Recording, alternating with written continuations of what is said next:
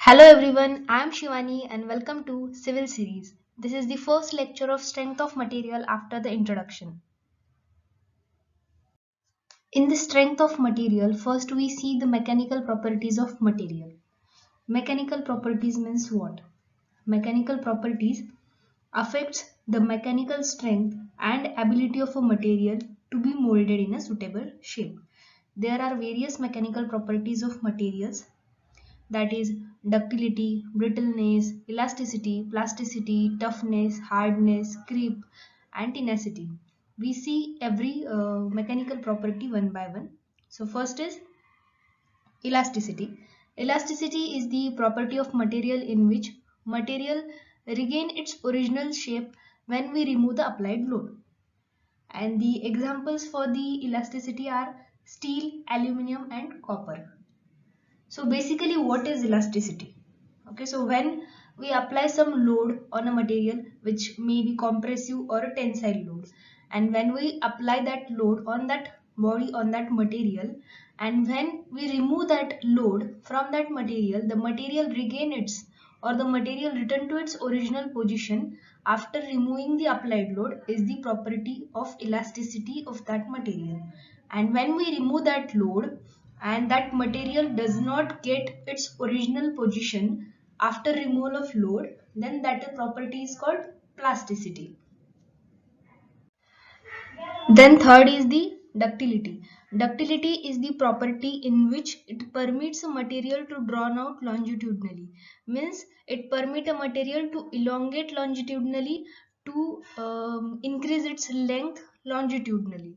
Okay, so in case of ductility, there is high plasticity and low degree of elasticity. Then brittleness. Brittleness implies that it cannot be drawn out by tension into small sections. Okay, and brittle material. In case of brittle material, the failure is takes place under the load with significant deformations. And there are certain examples for the brittleness, which are glass, cast iron, and concrete. Then fifth is the malleability. Malleability permits a material to extend in all directions. Malleability has high degree of plasticity but not necessarily the great strength. Then sixth property is toughness. In case of toughness, it enables to absorb the energy without fracture. Means it allows to absorb the energy without fracture in the case of toughness. And the Bain test is used for a common comparative test of toughness. Then seventh is hardness. In case of hardness, there is an ability of a material to resist the surface abrasion. So what is surface abrasion? Surface abrasion is nothing but loss of coating due to rubbing and wearing. Then the next property is creep. Creep is nothing but the plastic deformation, which is plastic deformation means a permanent deformation which is not recoverable.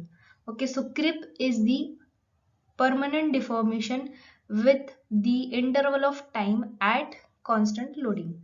Okay, so that is nothing but the creep. Then the next and last property is tenacity. Tenacity is the ability of a material which restrict the fracture under the action of tensile loading. So these all are the mechanical properties, important mechanical properties of the material which affects the strength and ability of material. Then next is Hooke's law. Hooke's law के बारे में जानने से पहले हम Hooke's law के कुछ assumptions है वो देखेंगे. So there are certain assumptions for Hooke's law in which first is the chemical composition is constant throughout. जो भी मटेरियल हम कंसिडर करेंगे उसका chemical composition throughout the cross section same होना चाहिए. Then second, there is no change in temperature during loading. जब भी हम किसी मटेरियल पे लोडिंग करेंगे तो उसका टेम्परेचर चेंज नहीं होना चाहिए. That is the second assumption. Then third, there is no stress concentration and surface is perfectly smooth. Stress concentration. If you want a video for stress and strain, the video link is available in I button. You may check that. And then stress concentration. Stress concentration जानने के लिए हम यहाँ पे एक prismatic bar consider करते हैं. Prismatic bar means in prismatic bar the cross section throughout the longitudinal axis is same अगर इस प्रिज्मेटिक बार पर हम कोई लोड अप्लाई करें तो because of that load some stress is generated, and stress is nothing but the load stress is nothing but the internal resistance, that is load per unit area. इस prismatic बार का जो cross section है through out the length same है, और यहाँ पे हम consider करते हैं कि वो मटेरियल होमोजीनियस है, परफेक्टली स्मूथ है। पर अगर इस मटेरियल को, इस प्रिज्मेटिक बार को हम माइक्रोस्कोपिक लेवल के अंडर देखेंगे तो हमें ये पता चलता है कि उसमें वेव लाइक स्ट्रक्चर है, वो मटेरियल परफेक्टली स्मूथ नहीं है।